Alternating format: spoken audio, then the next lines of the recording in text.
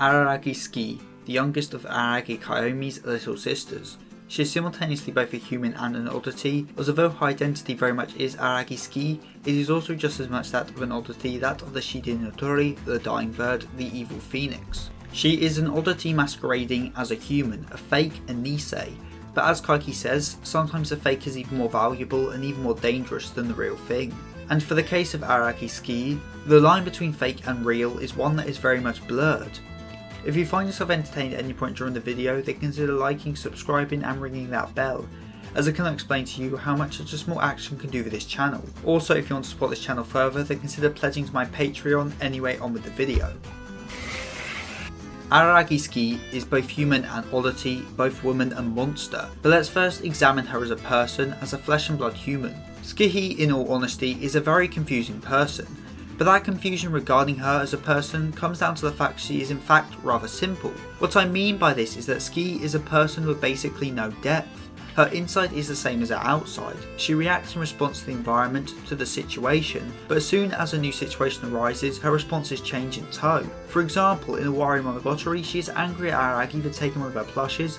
However, as soon as she finds Oddity lying suspiciously on Araragi's bed, her anger vanishes completely in exchange for satisfaction that she has located her lost plush. Or another example is how she was out for blood ready to awl her two older siblings, but then by the afternoon no longer cared one bit. Basically, she has no attention span whatsoever and is a natural airhead. If she thinks something, she acts on it, there's no deeper thought. She isn't one to lie or keep secrets or muse over anything as well. There's no depth to her. What you see on the surface is all there is to her. And although this very much goes back to her nature as an oddity, which I will explain in a bit, I think the reason she is like this is because she is easily influenced by the situation, and so will change her mood and actions depending on the mood. Another good example being how she says she is madly in love with her boyfriend, Rosakuzawa, but then turns him down for a white day date. As well, if she's not in the mood to be lovey-dovey, she won't be, simple as that. She admits herself that she has no long-term goals, as well she can't be influenced by the future as it hasn't happened yet, and also says that she prefers supporting people, which again goes back to this idea as she finds it easier to stand by someone's side to imitate them than to stand alone. As she doesn't have much to her at all, she's very simple, but due to this can get on with anyone and she can adapt to them. As she doesn't have much to her at all, she's very simple, but due to this can get on with anyone as she can adapt to them and the situation, which is why in universe she is so popular, but as a result of being a blank slate that is coloured in response to who and what is around. Tsukihi has once again no depth, and this is very neatly shown in Zoko Monogatari, where she is the only character to not be drastically changed by the mirror being pulled out into the real world, as the mirror brings a person's other side or their hidden side to the surface. But Tsukihi has no such other side as she doesn't hide anything and always acts exactly how she is.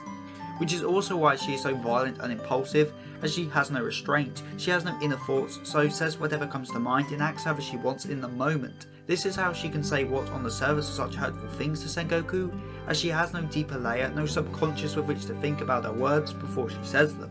But as said before, even these acts of violence don't last long and vanish as soon as her mind moves to think about something else. And even more interestingly is that unlike the rest of the oddity involved cast who had their oddities come to the surface, Tsukihi didn't appear by her true nature as a bird or anything like that. And why is that? Well, simply because Tsukihi may be a bird in origin, but that's not another side of her. She is nothing more than Tsukihi, always has been, always will be. Araragi Tsukihi is both oddity and human, both monster and woman, so let's next examine her as an oddity, as an evil phoenix, as a monster and as a fake. Tsukihi's identity as an oddity is that of the Nisemonogatari, an immortal bird which masquerades as a human. When the Nisemonogatari reaches the end of its lifespan, it dies and lays an egg in the womb of a human mother. This egg, the reincarnation of the Nisemonogatari, then becomes a human child to be born and then raised. The kicker is that the Nisemonogatari never knows it is an oddity, and so will live out a normal human life until it dies of old age, and reincarnates again as a new bird inside the womb of another mother. The origin of the oddity is the tale of a cuckoo. It is not a phoenix that dies and is reborn in flames, instead it is a cuckoo that dies and is reborn in the warmth of a human mother's womb. The cuckoo is a bird widely known for one thing, that they practice brood parasitism, and although yes, some do, it's very much the minority. But since this is the Nisemonogatari, it is in fact this minority we need to look at. Brood parasitism is the practice of relying on another animal to raise your young. This often happens through brood mimicry and often comes at the expense of the surrogate parent's own young, with them either being pushed out of the nest or starved to death as the brood parasite hogs all the food. The Nisemonogatari then is a supernatural cuckoo. It's a bird that practices brood parasitism, but instead of laying an egg in a nest, it does so in the womb of a human mother. And from then on, the Nisemonogatari masquerades as a human, is born as one, raised as one, lives as one, and dies as one. It is so good at mimicry that it doesn't even know it's an oddity. It just lives as a human till it dies. A very straightforward existence which lines up with Tsukihi, a straightforward person. The reason then that Tsukihi is so easily influenced by the situation and flip-flops in mood so much is because of her nature as a bird.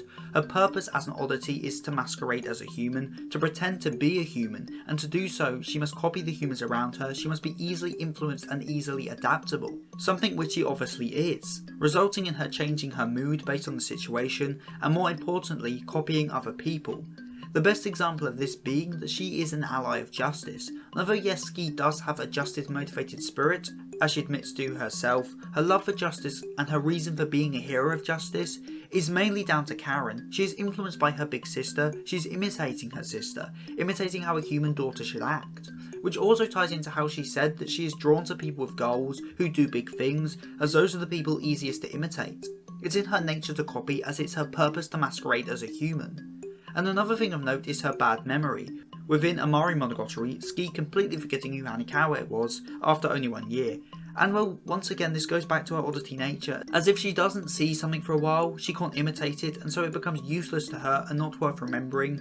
Not that her memory is great to start with anyway. She is also immortal, but her immortality isn't like that of a vampire, and isn't really explained in the anime very well. Basically, the way Tsukihi's immortality works is that the greater the injury, the faster she heals. So that's why she had scars long enough for her brother to notice them, as they weren't bad wounds so healed more slowly, whereas getting her torso blown off was severe enough for almost immediate regeneration. The fact she can heal also thematically ties into how easily she's influenced by her environment and changes her mood and thoughts all the time, as her body is also always changing, healing away any injuries. Fun fact, her hair also grows a lot quicker than a normal person, which is due to her immortality. And this is why she has so many hairstyles over the course of the series. This is also thematically relevant, as her constantly changing her hairstyle once again ties into her also changing mood and reflects the flexibility of her character, as hairstyle changes in Monogatari are indicative of major changes in the character, shown by Senjugahara, Hanikawa, Kanbaru and Sengoku. And so by spitting in the face of all that, Tsukihi shows that she isn't a character who develops in meaningful ways, she isn't someone who changes in big ways, like the above mentioned characters. Instead, she is always changing in little ways, better adapting to her environment, and being influenced by her surroundings, and so that's why her hairstyle changes all the time. Another aspect of her oddity nature seen in the series is her memory loss. Like for example how even after getting her body, arms and head blown off by Ononoke, she not only doesn't remember seemingly dying, but also then doesn't bat an eye when the same corpse doll that killed her ended up in her bedroom as a plush doll. Now this isn't necessarily due to her oddity nature. Her brother back in Nekomonogatari Kuro also forgot the things that happened directly before he passed out from blood loss when Black Hanikawa ripped off his arm. So the fact Tsukihi has memory loss for just before traumatic events, like having her torso blown off, may just be a normal reaction to losing consciousness.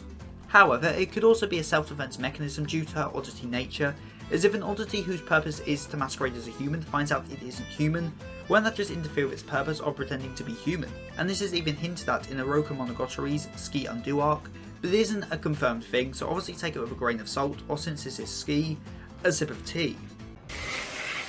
The name and design of Tsukihi, as you expect from a Monogatari character, are chock-a-block full with meaning.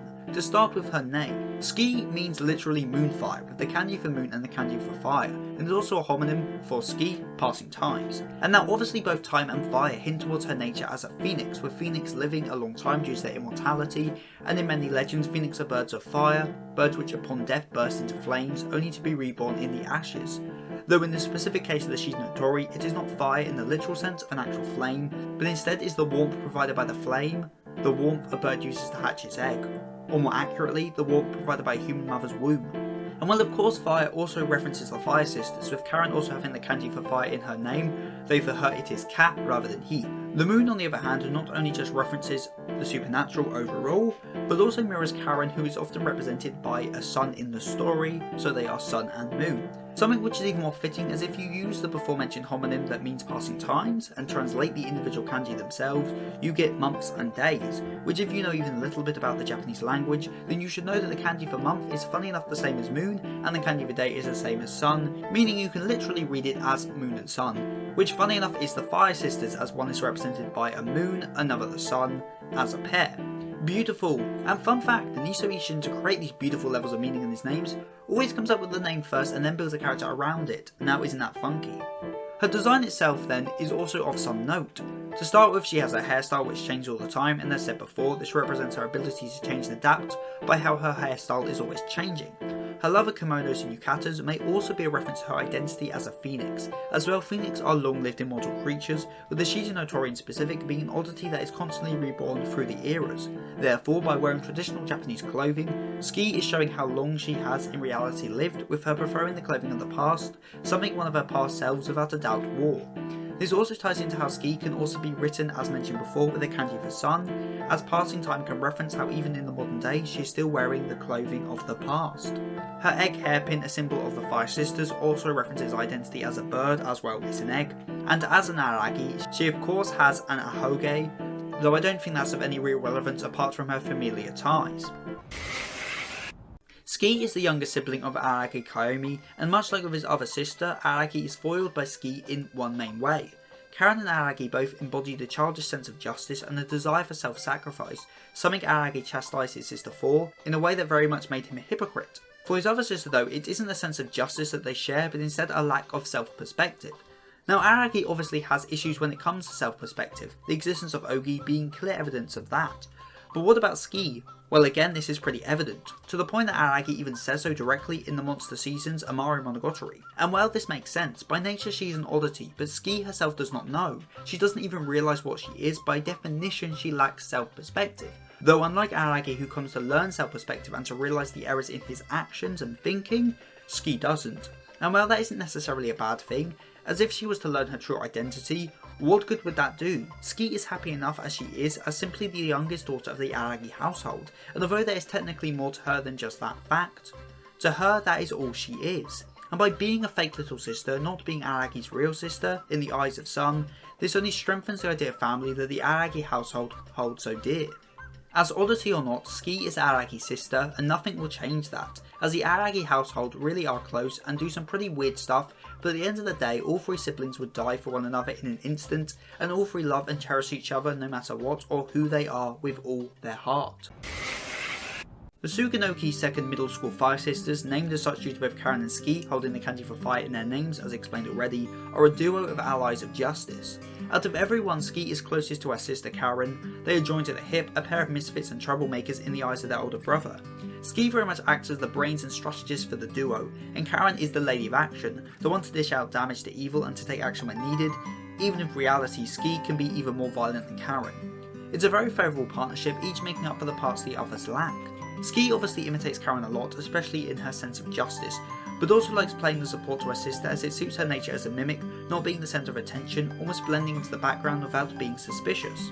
That said, even if it's in her nature to stick close to Karen and to copy her, Tsukihi still loves her sister, and well, since she doesn't know it's in her nature to copy people, to her it must seem more like it's only natural to love and want to be with her sister, and that really is quite sweet. As your nature itself isn't really what's important is how you choose to understand it, and having your nature be to love and want to stay close to your family sounds a lot nicer than your nature being that you want to be close to your family in order to mimic them. The real thematic significance of Tsukihi as a character is very much tied to the overall thematic messages of Nisemonogatari, and although I plan on exploring these themes in depth in a super secret upcoming video series, I will lightly touch on some of them now as they relate to Tsukihi as a character. Tsukihi is a fake, I mean that's rather obvious, and I probably don't have to tell you that this is relevant to the core theme of Nisemonogatari being Niseis, aka fakes. She is a fake sister, however as said by Kaiki, another major player in terms of Nisemonogatari's thematics, a fake can be even more dangerous and even more valuable than the real thing, and this is very much true for Tsukihi, as Araragi accepts her as his sister regardless of what her origin is, be it oddity or not, and if that's the case she might as well be the real thing, as going back to Kaiki's words, she is just as valuable as the real thing, as in Araragi's eyes she is still his sister. which is also why Kagane backs off in a fight with Araragi as well. If Araragi, her family, the person being exploited and manipulated by the Nisemonogatari, still sees Tsukihi as real, then she might as well be. Tsukihi shows that no matter what you are, or where you come from, what matters most is how people see you, and who you choose to be. Tsukihi hides nothing, and so is the ultimate embodiment of being yourself and being true to yourself. Which is very fitting, as in black and white terms, the opposite of a lie is the truth. Kaiki lied to himself, but by doing so was true to himself, just like how Tsukihi unknowingly lies about what and who she is, but as such is true to herself. The line between the truth and lies is blurry and at times non-existent, and that is what Nisemonogatari shows. And while Tsukihi is just a beautiful representation of this, a living lie who is truer to themselves than anyone else in the series, the only character to not be affected by the mirror, as they have no hidden sides, they are just themselves, they are just Araragi Tsukihi.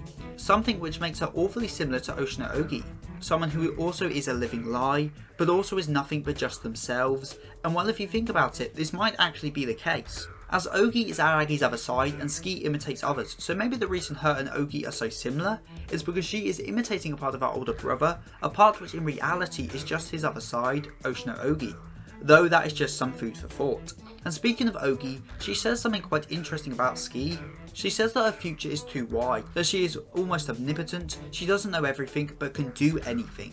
And this I think links into another part of her character, that being possibilities. Her nature is to copy humans, this is why she is so easily influenced, but by mimicking others she opens up a million different paths to walk. Her future will never be set in place, as she is always changing paths, she is always being influenced by someone else, and so her trajectory is always changing.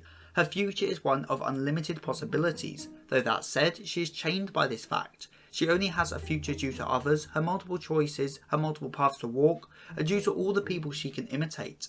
As Ogi says, she is too dependent on others, but that is her nature, as a monster cannot live of their own accord. Which is very much true. Oddities are given life by human belief, and if they stray from that, they are swallowed up by the darkness. So Ogi's words really are true. Tsukihi only exists due to human thoughts, and she only continues to exist due to the simple fact she thinks she is human. Therefore, to even exist, she must rely on others. And this is why Tsukihi herself says that she lives in the present and doesn't know about the future, as she lives in the moment because people allow her to. She exists in her current form in the present because of that fact. An oddity has no need to worry about the future, they must just act in the present the way their nature tells them to. Tsukihi overall is a very simplistic character in that she has little in the way of her own personality. She imitates others, and even her core character traits can be argued to simply be mimics of her own siblings. But even so, she still lives. She lives as Koyomi and Karen's little sister, and no matter what she is, they still will love her.